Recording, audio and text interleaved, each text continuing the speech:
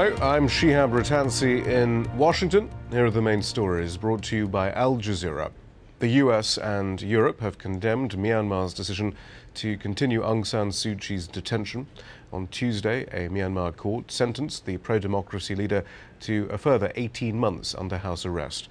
The UN Security Council is deciding what action, if any, to take against Myanmar's military government. Suu Kyi has spent 14 of the past 20 years in detention. The Palestinian political faction FATAH has long been dogged by claims its so-called old guard leadership is out of touch. Well, on Tuesday, the group wrapped up its first conference in 2 decades, and it elected some new leaders. Some will be serving in the party's central committee for the first time. Fatah's political opponents, Hamas, say the new election is an internal matter for their rivals. Al Jazeera's Ayman Mohyeldin is in the Gaza Strip. He's been gauging their reaction.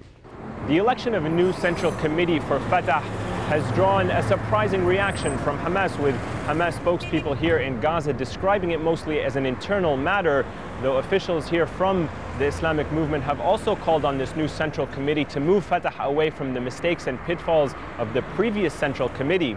At the same time, though, they are calling on the new leadership of Fatah to renew its commitment to Palestinian resistance to Israel's occupation. Authorities in Taiwan say they found around 700 people alive after a massive mudslide buried a rural village in Taiwan. Earlier, the country's military rescued 300 people after heavy rains consumed the remote southern village of Xiaolin. Dozens across East Asia have died in the devastation brought on by Typhoon Morakot. In Iraq, at least 8 people were killed after several bombs exploded in a mainly Shia area of Baghdad.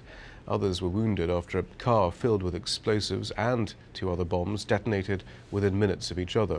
There was another explosion minutes later, barely meters from the site of the initial blasts, wounding a further 5 people. And those are the top stories. Don't forget to keep up to date with the news at any time.